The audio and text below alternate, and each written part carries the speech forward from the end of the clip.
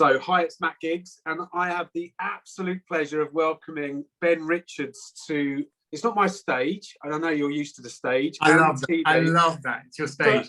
But it's our stage for lockdown. This is it. This is your stage. This is Matt's stage. This is my stage. I've got my lockdown hair. It's not too bad. You've got your lockdown hair. I beat you on lockdown hair. At least yours looks sort of some semblance of style. Mine just looks like I've been dragged through many hedges backwards and forwards. You're looking good, Ben. You always look good. Look, and thanks for giving up your time. I know Ben, but if you don't know Ben, he's been in things like Hollyoaks, The Bill, TV. You've been in for 20 odd years, maybe longer than that. Yeah, I've kind of bounced between TV and theatre, yeah.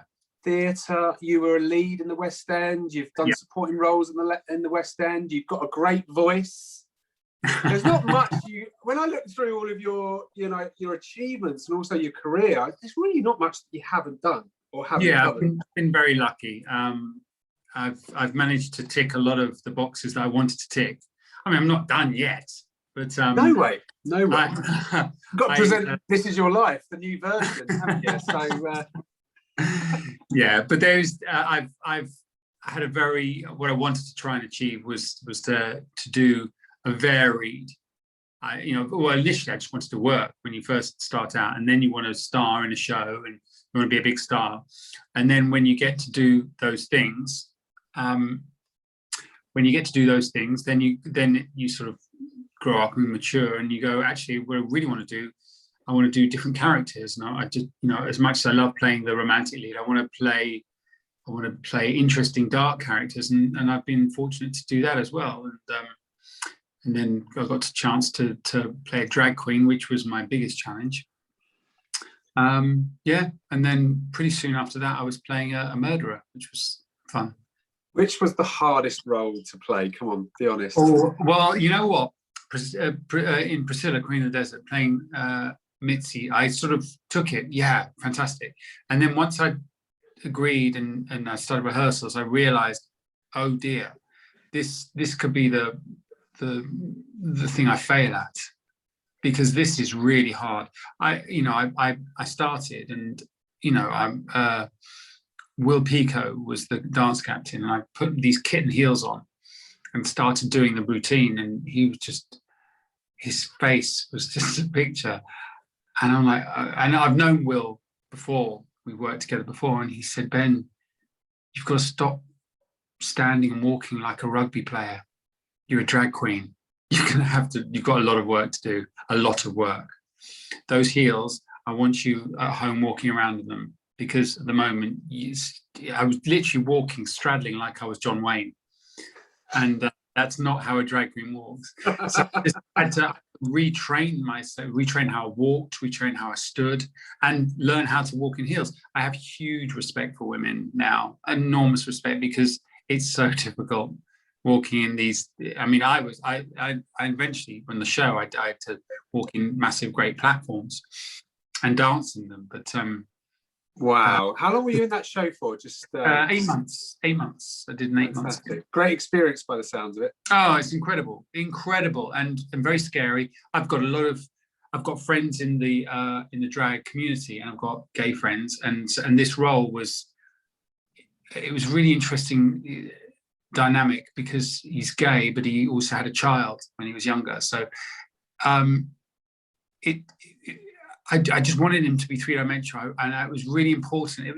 It's very difficult when you take on something. There's a big responsibility, and taking on, not to get too political, but taking on a role of a homosexual when you're straight, you've really got to do it right. Otherwise, it's insulting. And I did a lot of work for it, and I was very proud when my friends came and said, yeah, I absolutely believed you. That was a big one for me.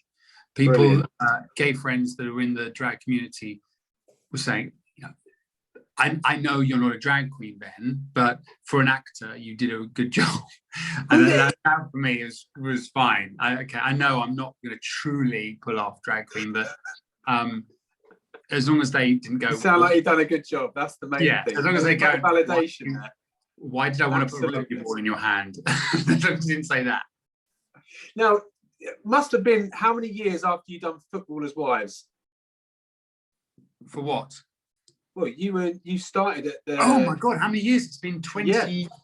Oh God, it's been 20 odd years, I think. Because I remember that. I remember Footballers' Wives. So you got to be probably 40 plus to Yeah, remember yeah, Footballers' yeah. Wives. Yeah, I was 20, so mid to late 20s, mid to late 20s, I think.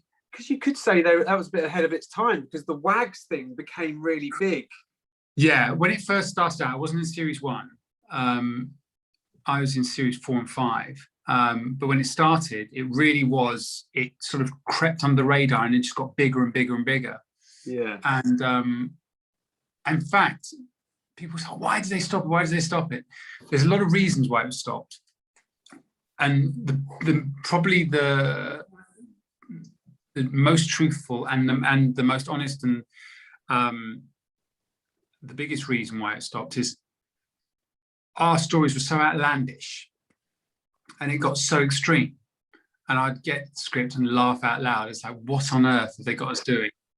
And then I'd pick up the paper and the footballers were doing worse. Yeah. So when the footballers were outdoing the actors on Footballers' Wives, we knew, oh, do you know what? We're done. That is a brilliant explanation for a show kind of coming to an end. That's got to be one of the best. It was like, oh wow, we couldn't even think of doing that. And there was stuff involving mobile phones and stuff that were like, we couldn't even think about that. The producers were going, why didn't we think of that? Getting your inspiration. It wasn't, sorry for, what I should have done, which is what you did, which was use your computer, whereas I've done this on a mobile phone. So hence, no, you're all right. It's okay. No, I'm going to flip mine round then, so it's all good. But it's hence the shaky hand. But working with Shed Productions, and they were a very small team.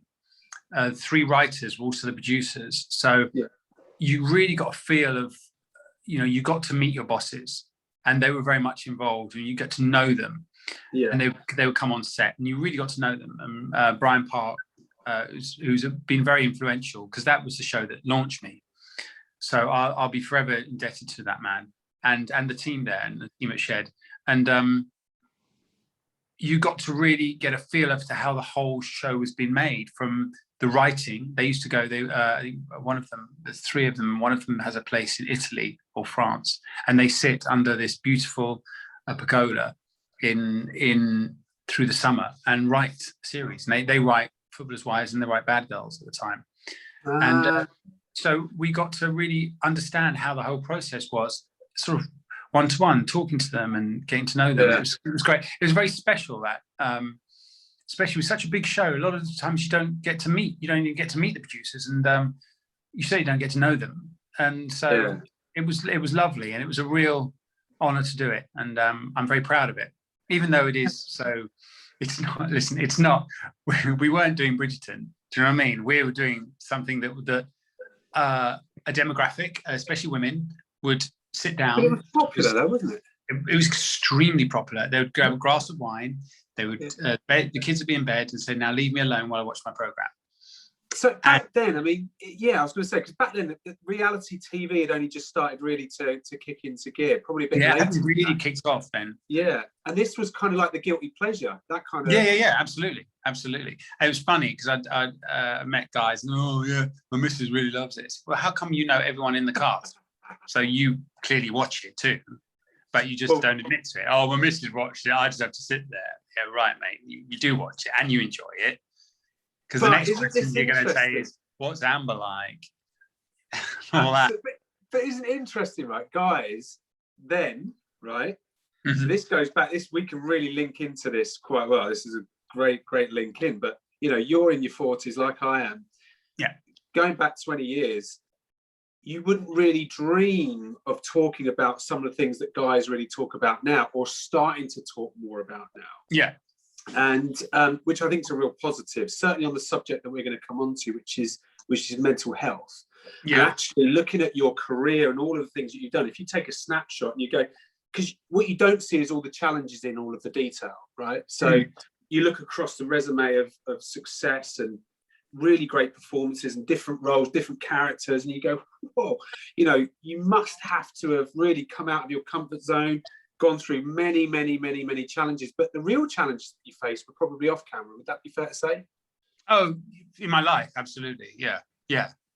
Can we dip into what those biggest challenges look like for you, and how did you cope, and what were the you know, what was the outcome? Give us a bit more around that experience, because a lot of people at the moment, you know, are in a place where they probably feel at the moment that they're, you know, the walls are coming in a little bit, maybe feeling that they're a bit lost. And you know, I'm connecting up with different people who've got either high-flying businesses, great careers going, but they've all shared with me such vulnerability and stories to help us to connect with people and give some ideas about how we can help.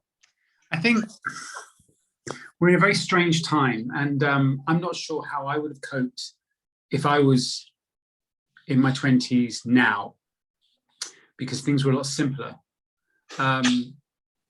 This is 20 years ago, but they were a lot simpler in the sense of we weren't so social media led. And it does have its positives, but I genuinely feel for our mental health, the negatives outweigh the positives. So I'm sad to say, and I really honestly feel that. I think there's too much pressure. There's way too much pressure to have a perfect life now. Yeah. And, it's interesting. I've had conversations with people, and I'm like, oh, how you doing? You good? And they're not good. I said, well, I don't understand, because you posted this and this and this on. Yeah. And to which they turned around to me as if I was speaking Latin. I said, Ben, that's Facebook Live. I'm like, well, I don't understand. Isn't that life? Because I just post whatever's going on. Yeah, so I mean, and it's like, so this tends to be a thing whereby people sort of try and make up a life and make up a look, and they'll use filters and they'll alter things so that they're giving off this life. Well, you can't keep up with that. It's impossible to keep up with that. So you're building a level of anxiety for yourself, and I'm not blaming whoever it is that's creating that, because we've built this in our environment, in our society now. It's intrinsic. You have to be on Instagram. You have to have if you're young, you have to have a TikTok account. You have to do this. You have to do that. And I generally think if you don't, you're going to be behind. But I'm not sure if it's good for you. I'm not sure. It's a real challenge for parents. I know you've got obviously Freya, and we've got the 3 downstairs, and you know, we've had to slow them down on things like roadblocks and things like that, and say, no, look, you're going to have an hour, that's enough, you know. And you can see the change of the behavior just from being on devices, and you know, they haven't got mobiles. Jess is 10, she hasn't got a mobile. I know she'll probably love one. They have mum's mobile if their friends want a message, but you're dead right. It's probably 80-20 negative to positive.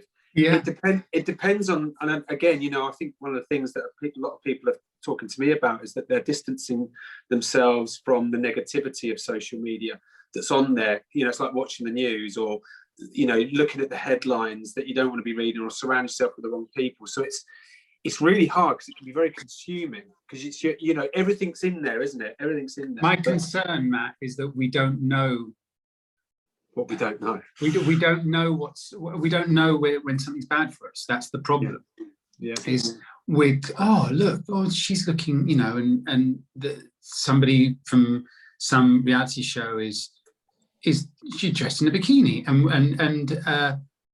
and the headline is sizzling and all this stuff. But what we don't realise is she doesn't actually look like that, because those pictures have been altered.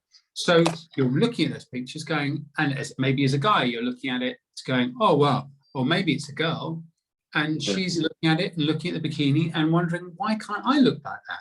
And then maybe try on a bikini and look at the picture and look at herself and go, well, why don't I look that? The reason, because you haven't been put through Photoshop. Which she has. Because no one looks like that. No one does. And it's worrying. I've got a daughter, as you know, and I generally don't know how to protect her when it comes to this stuff. I just have to. I'm lucky in the sense that I'm in an industry where I can show her behind the curtain and go, this is the reality. And that person on stage, come and meet her backstage. She doesn't look like Daddy. Exactly, because that's entertainment. And the same happens with photographs. I'll take you on a photo shoot and you can see that the person that photographed doesn't look the same as in the picture. Because it's conditioning, isn't it? Everyone's being conditioned to believe that this is the real world, when it's far from the real world. It's so detached from the real world. But this leads to all sides of life, because even when it comes to a level of success, and we've got different people will push out their success because they're looking for more success. But the truth is maybe slightly different. And the truth is maybe we're all struggling in different ways, especially during this pandemic. It's difficult. And sometimes I'd love to do an hour where everyone has to tell the truth online. Like that film. Was that Jim Carrey film? Yeah. Lie. I'd love that, where we all say exactly what we're thinking, exactly how we're feeling. Everyone, CEOs, people that have something to lose in face. Yeah. So you're afraid to look weak. Do you know what? We all have weakness, and I know whoever it is, whatever they're driving around in, however big a house there is, they've got their own worries and their own concerns. Massively. Everyone does. Everyone. That's what we're coming on to, because there is a perceptional thing about success, and for me, everyone I know that's successful, if you want to put it in inverted commas and kind of look at it from a grandiose kind of point of view, most, when they're really honest and they're sharing their vulnerabilities, have had some of the biggest challenges that nobody would ever know about.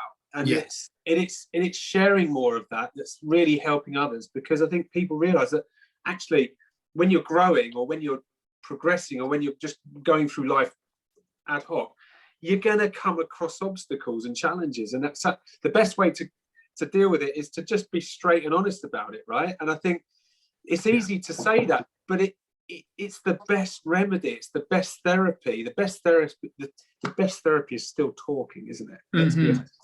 Not texting or WhatsApping. No, absolutely, yeah. Talking. It's having someone listen to you and understand you, and they want to not judge you, right?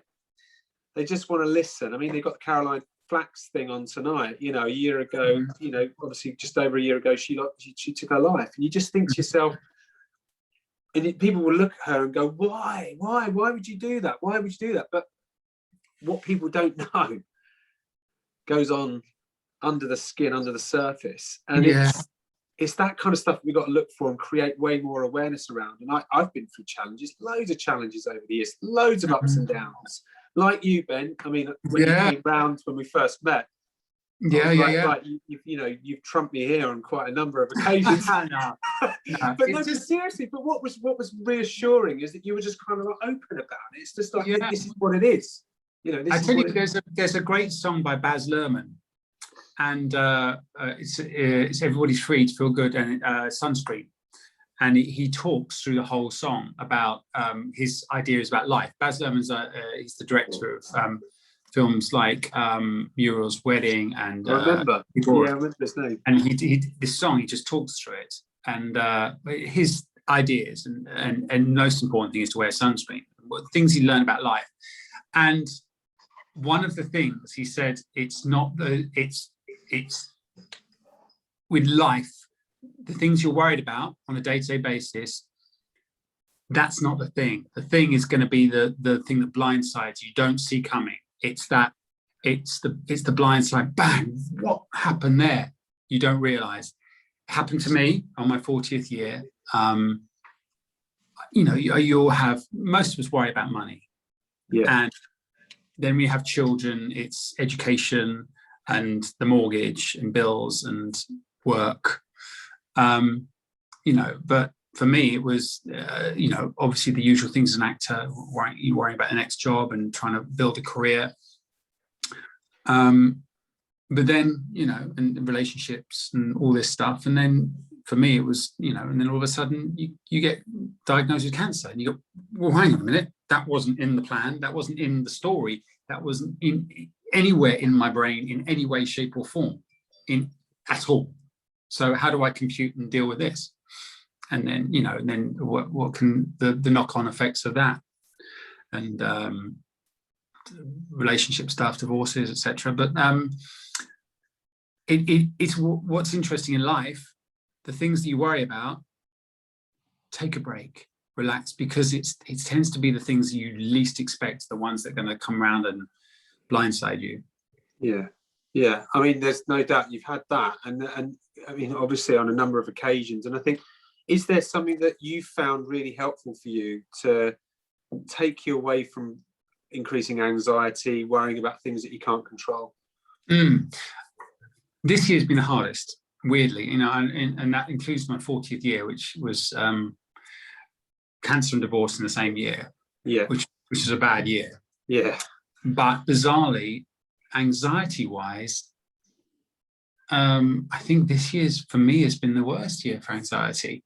Yeah, it's just been a kind of, instead of a hard hit, it's been a slow build, and my industry's been decimated. Suddenly I've gone from working to, okay, we'll take all of that away. And you go, what do you mean all of that? And when's that? Oh, I don't know. Yeah, I don't know when it's going to come back. Well, hang on. What do you mean you don't know when it's going to come back? I'd love to be able to know what's going to happen in my life. I don't know. Can't really tell you. And how one deals with that. And it's been hard. It's been really hard. It's been hard for me, and it's been hard for everyone in the entertainment industry. And I'm sure with, if you've got nightclubs and trying to work bars and stuff like that, they're all the same. Involve anything that you need people and close contact, has just been pulled away. Yeah. And I found that extremely difficult. And actually used all my resources that I've learned over the years to just get through it, and to learn to breathe, and it's weirdly, all those kind of things, just to breathe and to try and clear your mind and not let panic take you over, and focus on and keep focusing on the things that are really, really important. I know you talk a lot about gratitude, and it's really important. It's been a real key word of late, that people are learning about gratitude, and that's to look at what you have, not what you haven't got. And really truly be thankful for that. And if COVID has taught us one thing, if we have our health, we're rich. Yeah, massively. We've all, I'm sure most people have either known or have people in their family, be it close or extended, that we've lost to COVID, and it's taught us that it can all change. So hold tight what we have, and embrace it, and enjoy that. Enjoy our health, and enjoy our loved ones around us. Gratitude's such a big player for me. When you're feeling in a place where you're out of control, and it's like a reset. It really is like a reset, because, like you say, no matter what you've got where you are, there's an element that's drilled into everybody that you always want to achieve more, or do more, or be more, or whatever that thing. We're all, on that plane, and you can get swept along very easily on that journey, that merry-go-round, that pace of life. And I know for a lot of people, there's been like two reactions to COVID. One is where people have just not stopped, and they've overworked, probably not had any time out, and they're burning out. Mm-hmm. And then you've got people that their industries have just gone, shh, like yours, right? Yeah, we'll let you know. We'll give, we'll call you when it's over, sort of thing. And I spoke to a guy called Kev. Is it Orkian? Kev, the guy who was on Britain's Got Talent? I spoke to him the other day. Mm-hmm. I'm sure he's a comedian. He's got jonglers and all that kind of stuff. He was telling me about his situation as well, where his calendar for the year, literally a year ago, was like, and as it went through the year, it was like dominoes. Everything was coming out of his calendar, and it was just, what do you do? And I can't imagine how difficult that would have been. So gratitude was a big thing for you. breathing. You mentioned sort of meditation or just breathing. Yeah, well, I mean, yeah, they're kind of very connected. Just sometimes, and especially with anxiety, it takes a physical form, and it can affect your breathing. Sometimes you just need to try and it's a form of meditation, just to sit and just to concentrate on your breathing and to try and push aside all the things that are racing. Yeah. You're talking about racing, merry-go-round, all those things that are racing through your mind, and just try and breathe and go, what can I control right now? What can I not control? And breathe. And if you need to have a little cry, have a little cry. Yeah. But breathe and know that it's going to be okay, that we will get through it. And know that you, it's just a case of just getting your breath back. And like you said, when we're talking about the merry-go-round and the pace, ambition, there's nothing wrong with it. It's no. We know we live in a Western world, and it's celebrated and it's good. It's trying to find the balance between ambition and drive, but also to living in the moment, and to just take stock and go, okay, stop, look, where am I? What's around me? Because what can happen, and this is the danger, is that you're always 2 steps ahead.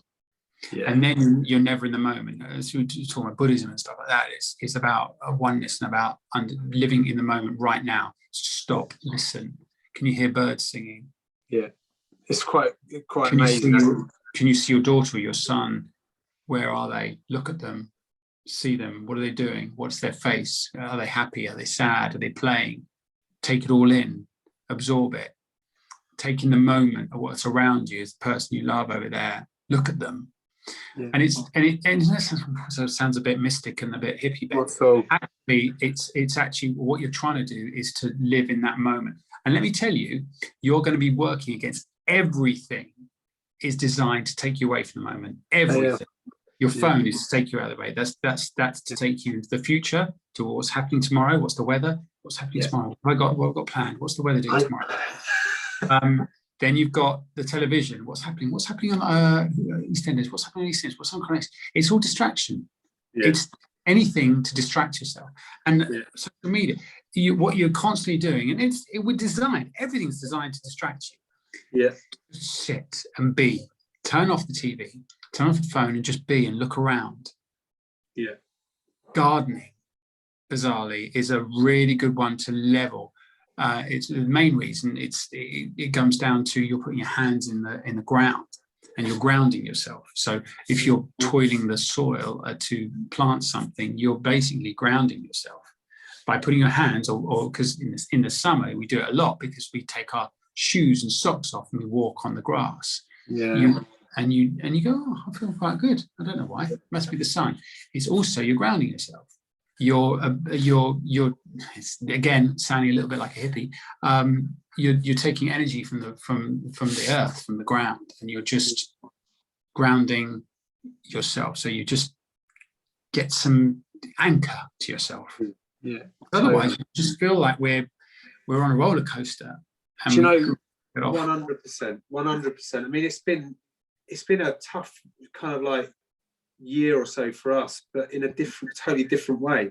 Yeah. And one of the things I would say is walking's kind of been like, I mean, I know you walk everywhere, you're always walking from when you're a kid, but I mean, like going out for a walk and being outside, being in the fresh air.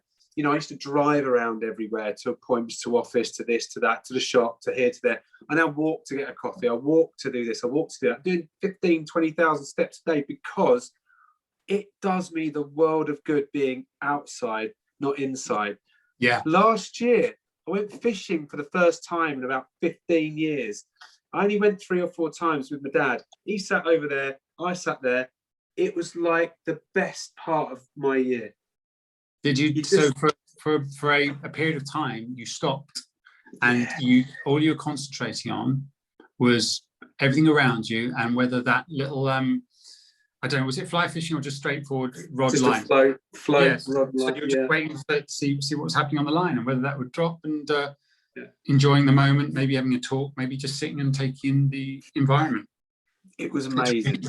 Mm. It was amazing. Nature at its best, just being in nature, being around nature, and just doing all those different things is fantastic. I mean, you know, you've shared some absolute gold. Gratitude's definitely a huge one. I think we all focus on what we want or what's next, rather than focus on what we have and what we've got. Mm. And the hard thing, especially at the moment, is we focus on what we haven't got. Yes, yes, of course. Yeah. And what Bill or Bob or June next door have got. I haven't got that. Yeah. And I haven't got the and you get caught up in the haven'ts instead of the haves. Yeah. What have I got? Let's take away those people. Let's take away what everyone's telling me I should have. Yeah. And the adverts and stuff telling you what you should have and what life you should be having and what holidays you should be going on. Okay, besides them, besides what's going on next door or up the road, or what people are saying on the phone or on social media, what have I got? Truly have I got? And even if you've got, because there are, I promise you, there's a lot of people who've got a lot less than you, a lot less. Yeah. And maybe that's the moment to look at that. When you're feeling like you've got nothing, okay, well, let's go out on the street and let's look at the guy. Let's walk past the guy on the corner that really has a piece of tarpaulin that's keeping him dry. You had an epiphany, you told me, a little while back, obviously when Freya came along.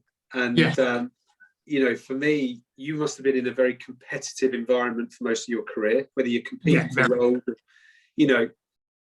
Was that a big moment for you? What made, you know, what kind of happened then? Can you remember?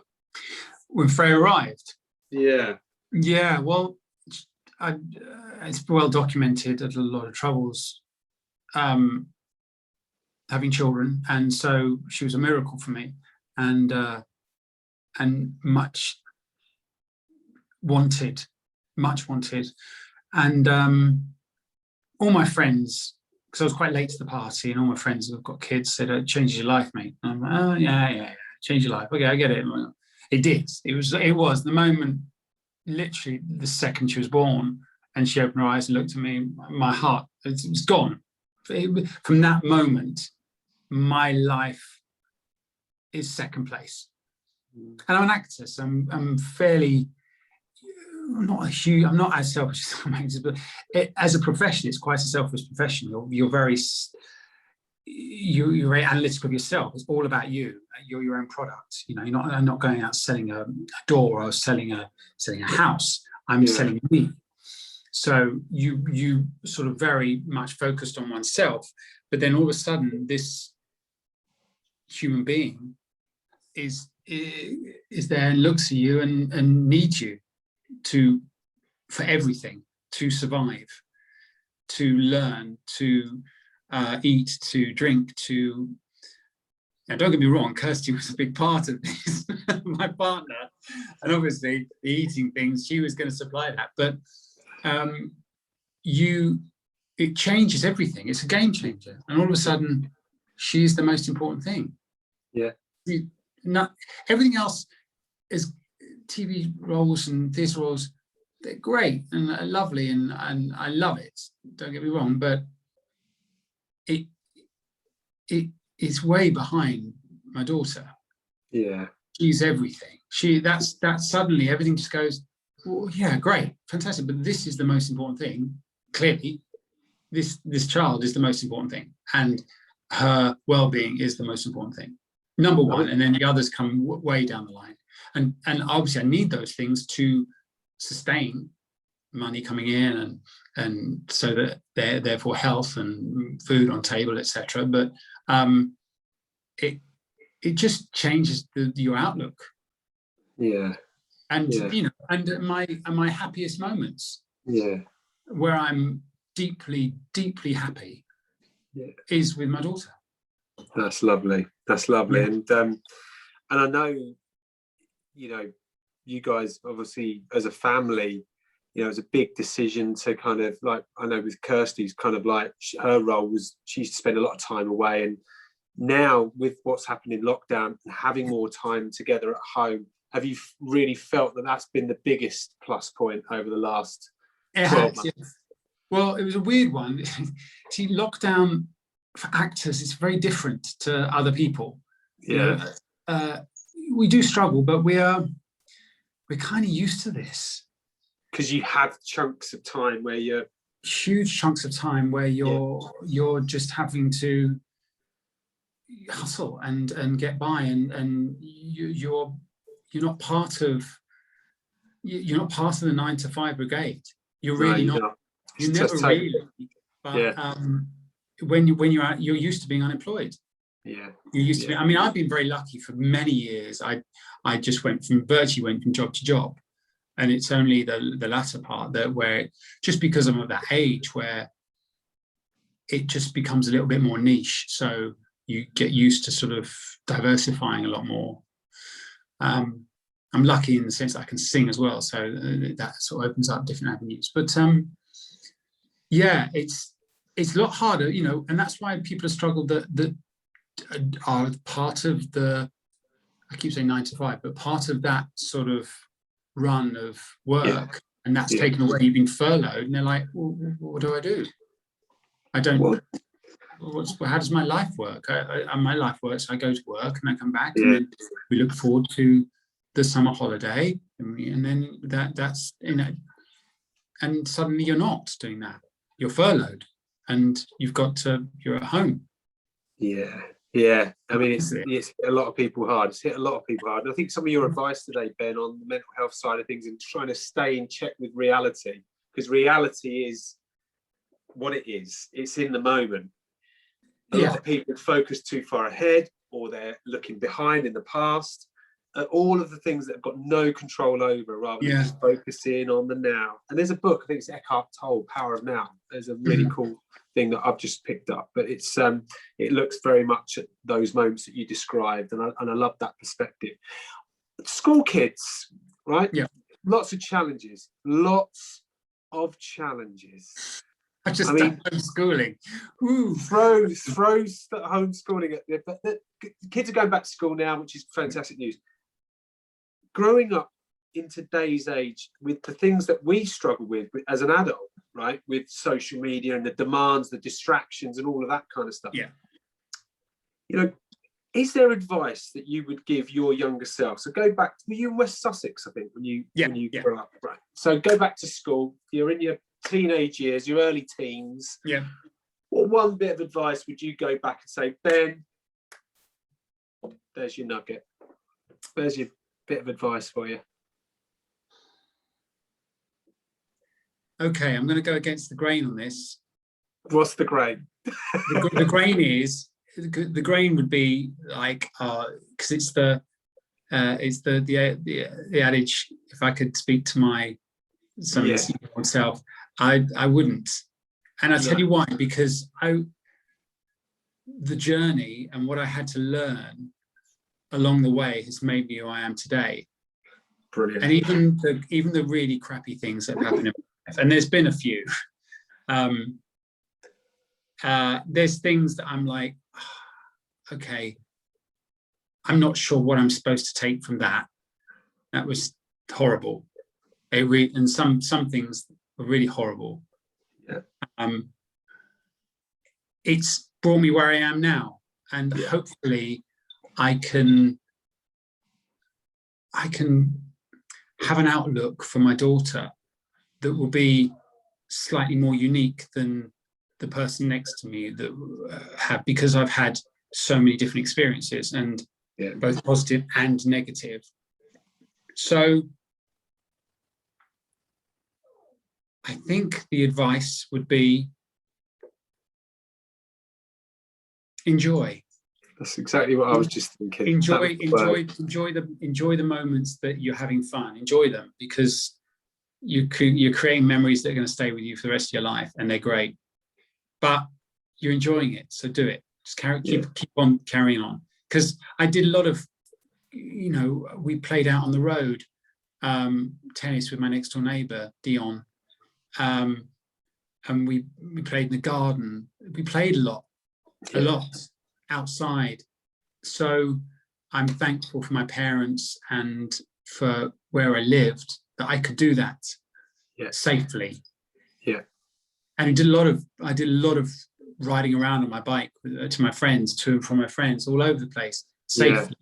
Yeah. So whether that was luck or whether it was just the environment it was a safer place. I don't know. And I don't know if I can allow Freya to do that. I don't know how safe that is. I don't know whether it's I can't cut the strings, or whether I just don't trust the environment I'm in anymore. And that's sad, because I would love her to have the same upbringing as me. But do you think there's, just on that point, it's a really interesting point, and Dr. Wayne Dwyer said, if you look at the things around you, or if you want to change the things around you, or change the way you look at things, and the way you look at things change or something. But the perceptions that we have of a hostile world and the perceptions that we have of a great world can sometimes be geared up by how we feel as an individual.